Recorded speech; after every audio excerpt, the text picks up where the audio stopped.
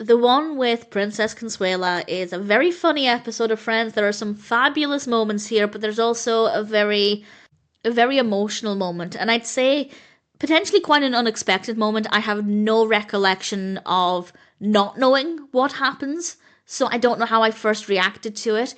But I'd love to know what you think if you're watching this for the first time or if you remember how you felt. I will, of course, talk more about that aspect when we get there. The one with Princess Consuela is the 14th episode of season 10 of Friends. This is directed by Gary Halvorson, and as always, there will be spoilers from now as I go through the episode and share some thoughts.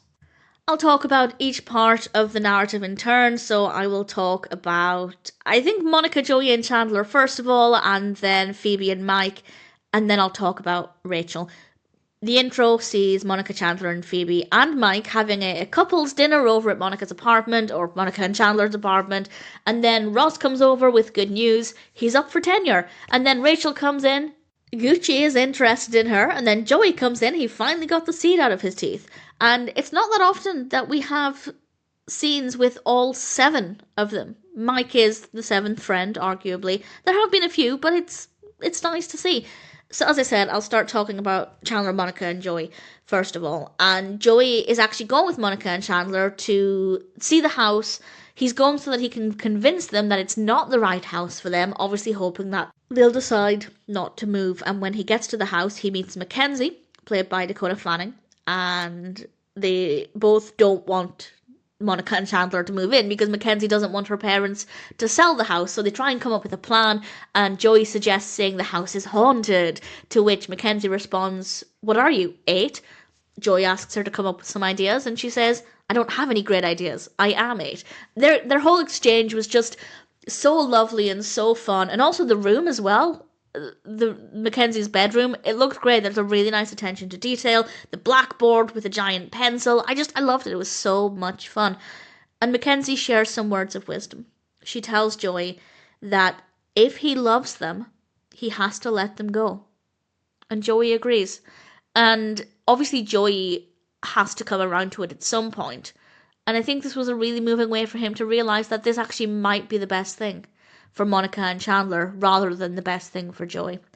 And Joey then tells Monica and Chandler he was talking with Mackenzie, and Chandler messes with Joey by saying, "Joey, there was a little girl who lived here, but she died like 30 years ago." Which I loved. I thought that fabulous fun. And then we have a really emotional bit. It's not the most emotional aspect of the episode, but they ask Joey if he wants to go and see his room. They have a Joey room. It's beautiful. It's so moving. And the whole episode actually ends with Joey on the phone with Mackenzie and then asking her stuffed bear for some career advice. It's good fun. Really thoroughly enjoyed it. Definitely a really nice, quite moving part of the episode. Then we come to Phoebe and Mike. And they're talking about taking names, and Monica says that she never took Bing. Though I don't know if that's canon. Like, I'm pretty sure, and somebody can correct me, but I'm pretty sure Monica's name is Bing. I'm sure that is the case. I'm sure she is legally Bing, but by all means, correct me if I'm wrong on that.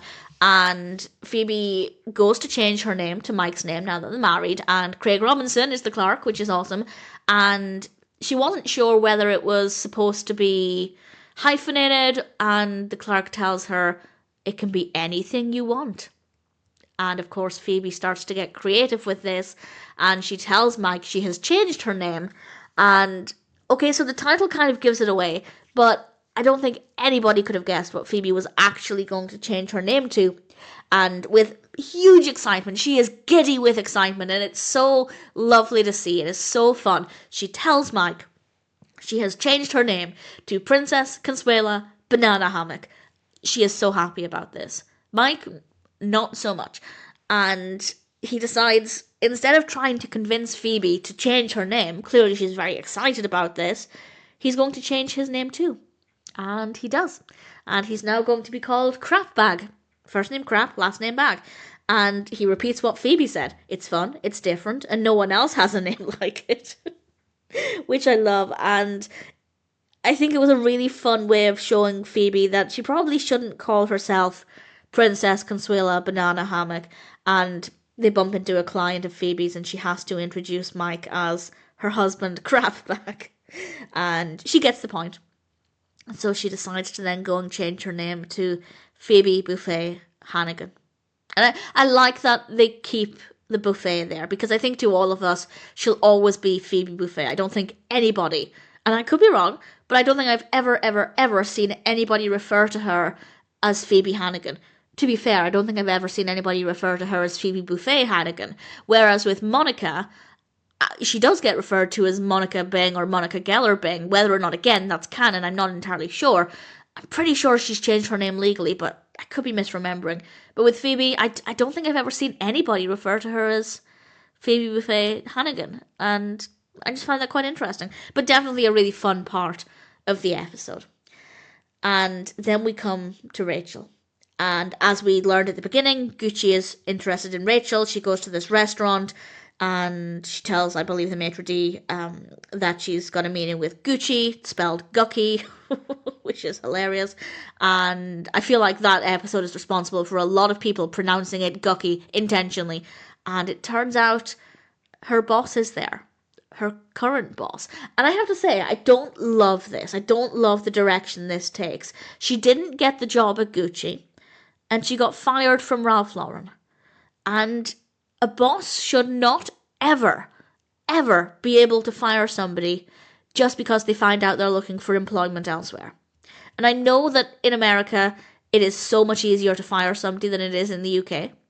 I don't think that would go down well in the UK at all. Whereas from my understanding, you can basically fire somebody for any reason in the States, which is absolutely terrifying.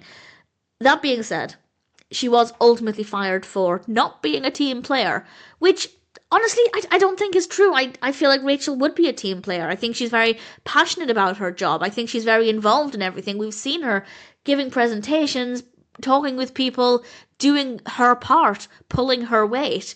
Maybe that's gone downhill in recent years. I don't know. But either way, I hate the fact that it showed that actually, yeah, she could be fired for, well, even if it was down to not being a team player, let's face it, it was because she was at an interview for another job, and I just think that's absolutely horrendous. Unfortunately, as Rachel is sharing this sad news, Ross comes into Central Park and declares that he got tenure, and eventually Rachel explains that she lost her job. And massive credit to Ross, he handled it, in my opinion, in a really brilliant way. He was there for her. Yes, he was still excited about getting tenure, but he genuinely felt bad and a little annoyed that people let him go on until he finally found out the truth about Rachel, and I think he said all of the right things. And Ross then helps her move her stuff from the office. They bump into Mark, and it turns out that there might be an opening for her at Louis Vuitton, which is really exciting. And then she gets a job offer. And this is the end of the episode. And obviously everybody's really excited for maybe about a minute. We're allowed to be excited that Rachel has a job offer. Absolutely fantastic. A door closed, another one opened. That's also a really great message for any viewer who's going through something similar. Many of us have been there, and if you've ever been made redundant, lost your job for whatever reason, it can feel like that's it, you're never going to work again. So for us to see that actually there is an opportunity for Rachel quite quickly could give some people some hope when they need it most. Unfortunately, the job is in Paris, and Ross's face is in agony. Is it agony because he won't see Rachel? Is it agony because he won't see Emma? I imagine it's both. He would basically, if she took the job, he would be losing his family, basically. I don't know if Rachel would be willing to admit that they are basically a family, but that's certainly how I think I see it and most viewers see it. So yeah, it's a bittersweet moment, and, well, we'll talk about what happens next when we get there, but it was certainly a very well-balanced episode, very funny, but a lot of slightly heavier emotional moments as well. Ultimately, the one with Princess Consuela is a fabulous episode of Friends. We are scarily close to the end. I will worry about that and cry over that when we get there, and for now, I can say that the 14th episode of Season 10 is an absolute delight.